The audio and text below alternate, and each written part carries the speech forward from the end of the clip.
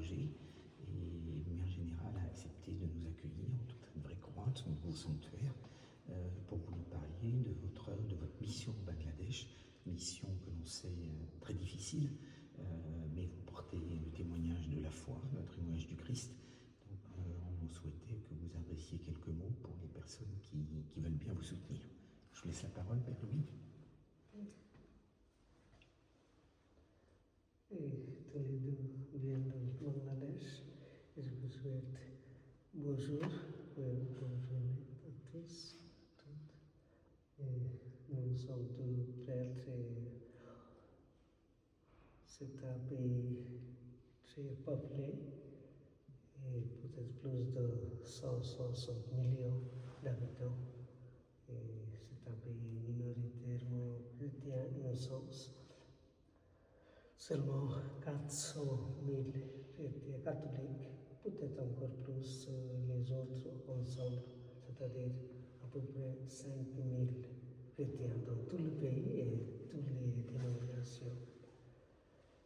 Il y a 8 diocèses dans le pays, il y a 9 évêques dans tout le pays, les deux archdiocèses.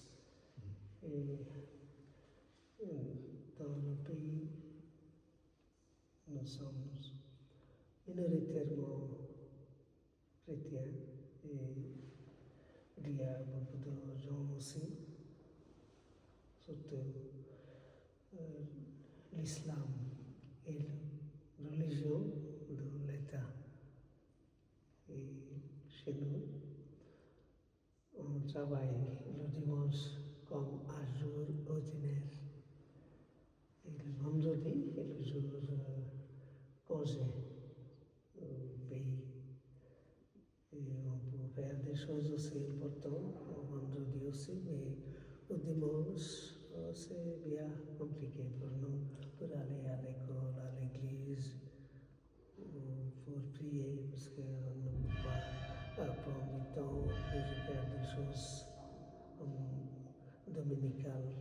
Mais quand même, on célèbre la messe le matin ou très tôt, parfois le soir ou samedi soir. C'est comme ça. Et dans le diocèse, je viens dans une paroisse dans la campagne. Et c'est une paroisse assez grande et nouvelle. Nous sommes 2 prêtres, un diacre, 6 religieuses, c'est-à-dire des nuns. Et on a 70 villages, grands et petits, c'est-à-dire 70 communautés chrétiennes, qui habitent dispersées dans la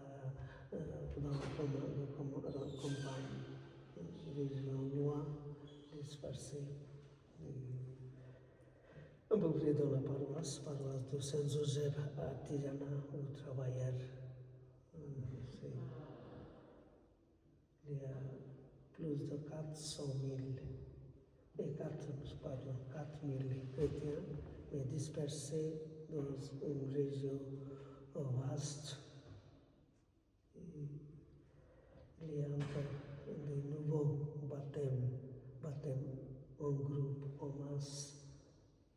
Parfois les gens viennent, surtout les groupes d'aborigènes une ou 2 fois, et les gens aussi. Donc dans la paroisse, il faut aller chez les gens dans la communauté. Les gens ne viennent pas à la paroisse, c'est-à-dire qu'il faut bouger tout le temps. C'est difficile parfois pour nous. Et d'autre côté, dans la paroisse, il y a un pensionnat pour les enfants. Il y a en ce moment 125 petits-enfants à partir de 4 ans, 13-14 ans. Il y avait une école aussi, l'école de notre paroisse, école catholique. Il y a 190 étudiants, écoliers. Et les paroisses s'occupent des enfants, l'école. Et il faut nourrir toujours les enfants chaque jour et aussi donner des vêtements, parfois les cahiers, les stylos ou des autres choses aussi. Et à l'école, il y a 7 enseignants. Après être deux religieuses et les autres des laïcs et les hindous aussi, ils viennent pour enseigner les enfants. Donc, il faut payer tout par notre paroisse. Parfois, les gens donnent un petit peu, mais par plus de temps, et ils ne peuvent pas payer. Mais les enfants, ils restent toujours au pensionnat, à la paroisse. Ils viennent pour la prière, ils apprennent à lire, parfois chanter, danser, un petit peu de travail aussi. Ils font tout selon la situation de notre pays. Et les prêtres, les religieuses, on est toujours occupés avec ces enfants. Et l'éducation est notre priorité. C'est la chose importante parce que les gens sont occupés dans les rizières et ils travaillent. Mais les enfants, ils bougent partout, ils ne font rien. Et comme ça, quand ils viennent à la paroisse, ils vont à l'école, ils apprennent des choses. Eh bien, on a commencé notre école en 1983. Et après, à partir de son temps, il y a beaucoup d'enfants et beaucoup de gens des études d'éducation. Et certains d'entre eux, maintenant, travaillent dans les bureaux, dans les magasins, ou quelques-uns dans les enseignants à l'école ou au collège. C'est comme ça. Et il y a beaucoup parmi eux des filles, elles sont infirmières et elles travaillent bien. Comme ça, cette école a donné des fruits des années. Ça va comme ça. Maintenant, pour nous, parfois c'est compliqué parce qu'on a des choses dans les villages. Il faut soutenir des gens, parfois pour construire des bâtiments aussi, parfois pour les gens et aider pour beaucoup de choses, pour l'éducation, pour la santé, pour la religion. Il faut bâtir des églises aussi dans les villages, les chapelles. C'est-à-dire, les prêtres doivent beaucoup de choses pour les gens, mais on va évangéliser des gens, des villages. On commence, on avance doucement. Nous sommes contents pour faire des choses. Et l'éducation est la priorité, toujours.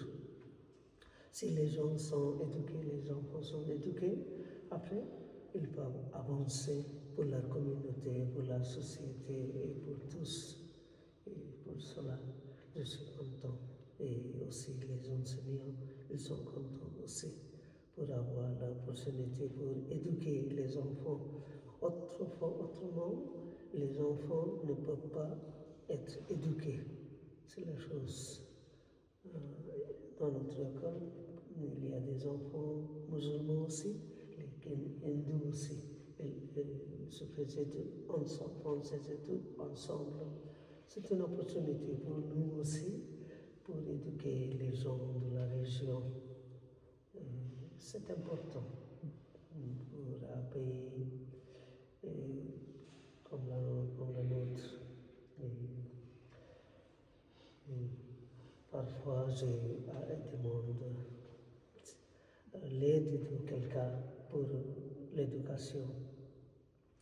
Et pour cela, je peux proposer il faut prier beaucoup pour le pays parce que nous sommes très minoritaires et en ce moment la situation du pays, ça ne va pas. On n'a pas un gouvernement, il y a un gouvernement provisoire. Il faut attendre pour la sécurité aussi une deux fois. Et il faut prier pour le développement de notre pays. Je vous propose et demander aussi, humblement prier pour notre pays. Aussi, si quelqu'un veut nous aider, vous pouvez nous aider pour nos enfants, pour l'éducation, pour des choses, pour l'école, pour d'autres choses, ou pour la nourriture, pour payer les enseignants. Mon ami, il y a beaucoup de choses à faire. Et priez pour nous tous, pour que nous puissions évangéliser beaucoup de gens dans le pays et aider les gens pour avoir une vie assez importante et pour développer. Je vous remercie. Vous avez quelque chose à dire? Très bien, Père, je pense que c'était très clair et j'espère que, je suis certain même que votre appel sera entendu.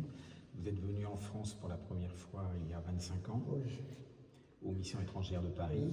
Donc vous étiez le pionnier du Bangladesh. J'ai fait des études chez les MEP. Je suis allé à la Caton. C'était un peu difficile pour la langue. Et doucement, j'ai connu des gens comme vous, des autres aussi, et connu un peu voyager le pays.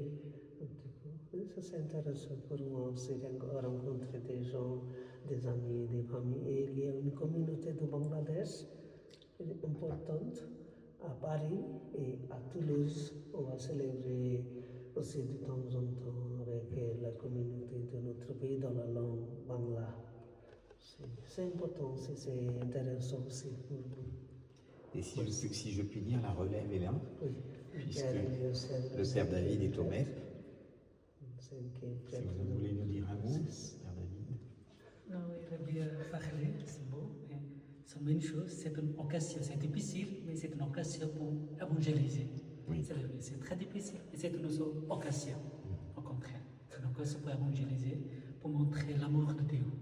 C'est à cause de son travail à l'école avec tous, les musulmans, les catholiques, les chrétiens, les bouddhistes, tous, comme c'est un dialogue, les uns les autres, et montrer l'amour de Dieu, et partager l'amour de Dieu avec les autres. Et dans le pays, l'éducation parmi les catholiques, c'est-à-dire l'Église catholique, est très connue par le gouvernement et par tous les gens du pays aussi. Et les infirmières chrétiennes est très connue aussi dans tout le pays, dans tout le monde.